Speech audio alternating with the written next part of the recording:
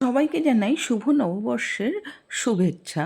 আর আজকের আমি একদম ভিন্ন স্বাদের একটা রেসিপি তোমাদেরকে দেখাচ্ছি। এটা করেছি এঁচোড় চিংড়ি, কিন্তু একেবারেই অন্য প্রসেসটা দেখার জন্য প্লিজ আমার ভিডিওটা পুরোভাবে দেখো। আমি প্রথমে এখানে চিংড়ি মাছ নিয়ে একটা ব্লেন্ডার জারে ব্লেন্ড করে নেব। অন্যদিকে হাফ এঁচোড় নিয়েছি, আর এঁচোড়টাকে আমি হালকা হালকাভাবে প্রেস করে নিচ্ছি, যাতে সম্পূর্ণভাবে স্ম্যাশ না হয় সেটা কিন্তু লক্ষ্য রাখতে হবে। এখানে চান্স যেন অবশ্যই থাকে। আর আমি হাফ আলু নিয়েছি, সেটাকেও এঁচোড়ের সাথে খুব ভালোভাবে মেশাতে হবে। আলুর যাতে কোনো চান্স না থাকে সেদিকেও কিন্তু অবশ্যই নজর দিতে হবে। এবারে এই দুটো উপকরণকে খুব ভালো করে আমি হাতের সাহায্যে মিশিয়ে নেব। মিশিয়ে নেওয়ার পর আমি এর মধ্যে অ্যাড করব আগে থেকে যে পেস্ট করেছিলাম চিংড়িটা, সেই চিংড়ি মাছটাকে দিয়েও খুব ভালো করে এঁচোড় আর আলুর সাথে মিশিয়ে নেব। মিশিয়ে নিয়ে সাইড করে রাখবো। এবারে আমি আর একটা মশলা রেডি করব। তার জন্য নিয়ে নিয়েছি টমেটো দুটো, আদা রসুন আর কাঁচা লঙ্কা।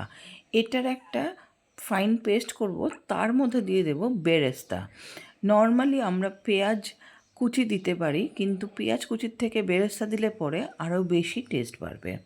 এই চামচটা দেখছো, সেই চামচের পরিমাপ করে 1.5 চামচ করে দিয়ে দিয়েছি ধনের গুঁড়ো আর জিরের গুঁড়ো। এবারে এটাকে একটা মিহি পেস্ট বানিয়ে নেব। অন্যদিকে এঁচোড়টার মধ্যে দিয়ে দিচ্ছি নুন স্বাদ মতন, পেঁয়াজ কুচি অল্প, রসুন কুচি আর কাঁচা লঙ্কা কুচি। এবারে এর মধ্যে আর দেব ধনের গুঁড়ো।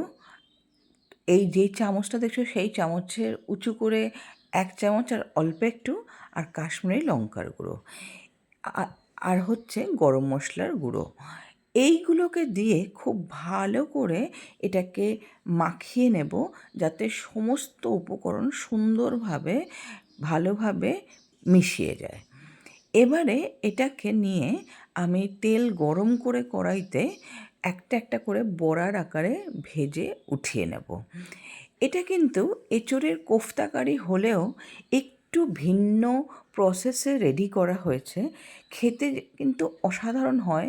নর্মাল এঁচোড় চিংড়ি তো আমরা খেয়েই থাকি, কিন্তু এই এঁচোড় চিংড়িটার স্বাদ কিন্তু একেবারেই অন্য। তো অবশ্যই কিন্তু এইভাবে একবার রান্না না করলে এর স্বাদ বুঝতে পারবে না যে কতটা সুস্বাদু হয় এটা খেতে। দেখো, কথা বলতে বলতে কিন্তু আমার এক পিঠ মোটামুটি ভাজা হয়ে গেছে। এবারে আমি উল্টে দিচ্ছি এই কোফতাগুলোকে উল্টে দিয়ে খুব ভালো করে ভেজে নিতে হবে, লাল লাল করে, যাতে ভেতরে কোনো কাঁচা গন্ধ না থাকে বা কোনো রকম কাঁচা ভাব না থাকে। সেই পর্যায় পর্যন্ত পুরো লাল লাল করে ভেজে আমি কিন্তু এগুলোকে উঠিয়ে নেব। এক এক পিঠ হতে মিনিমাম 3 থেকে 4 মিনিট সময় নেবে। 3-4 মিনিট ভাজার পরে যখন সম্পূর্ণভাবে ভাজা হয়ে যাবে লাল লাল করে, তখন কিন্তু আমি এগুলোকে উঠিয়ে আমি একটা পাত্রে রেখে দেব। সেম প্রসেসেই কিন্তু আদার্স যে পেস্টটা রয়েছে এঁচোড়ের, সেই এঁচোড়ের পেস্টগুলো আবারও আমি প্লেস করে দিয়ে একেবারে ভেজে উঠিয়ে নেব। তারপরে কড়াইয়ের মধ্যে ফোড়নে দেব তেজপাতা, জিরে, লবঙ্গ আর দালচিনি। ফোড়নের মশলা থেকে যখন সুন্দর গন্ধ ছাড়তে শুরু করবে, তখন কিন্তু আমি আগে থেকে যে পেস্টটা বানিয়েছিলাম আদা রসুন আর টমেটো লঙ্কার, সেই পেস্টটা আমি এর মধ্যে অ্যাড করে দেবো। এই পেস্টটার মধ্যে কিন্তু অবশ্যই কোনো জল দেবে না, যেহেতু টমেটো থাকবে সেটা কিন্তু সুন্দরভাবে পেস্ট হয়ে যাবে। জল দিলে পরে কিন্তু বেশি কাদা কাদা হয়ে যাবে, সেটা কিন্তু টেস্ট অন্যরকম চলে আসবে। এবারে আমি ওটাকে দিয়ে একটুখানি জল দিয়ে নাড়াচাড়া করে তার মধ্যে হলুদ আর কাশ্মীরি লঙ্কার গুঁড়ো দিয়ে খুব ভালো করে নাড়াচাড়া করতে শুরু করেছি। নাড়াচাড়া করার পরে এর মধ্যে একটুখানি আমি ধনের গুঁড়ো দিয়েছিলাম। এবারে বাকি জলটাকে দিয়ে, কন্টেনার ধোয়া জলটাকে দিয়ে আমি খুব ভালো করে কষিয়ে নেব। কষাতে কষাতে যখন পুরোপুরি তেল ছেড়ে আসবে, তখন আমি এর মধ্যে অল্প একটু গ্রেভি যতটা রাখবো সেই পরিমাণে গরম জল অ্যাড করব। গরম জল অ্যাড করে 2 থেকে 3 মিনিট ফুটিয়ে নেওয়ার পর আমি এইটার মধ্যে সেই আগে থেকে ভেজে রাখা চিংড়ি আর এঁচোড়ের কোফতাগুলোকে দিয়ে খুব ভালো করে 5-7 মিনিট নাড়াচাড়া করে ফুটিয়ে নেব।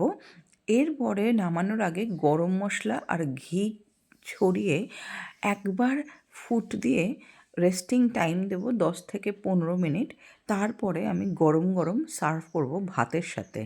এটা কিন্তু ভাত অথবা পোলাও বা রুটির সাথে কিন্তু অসাধারণ লাগে। তো অবশ্যই কিন্তু করো রেসিপিটা।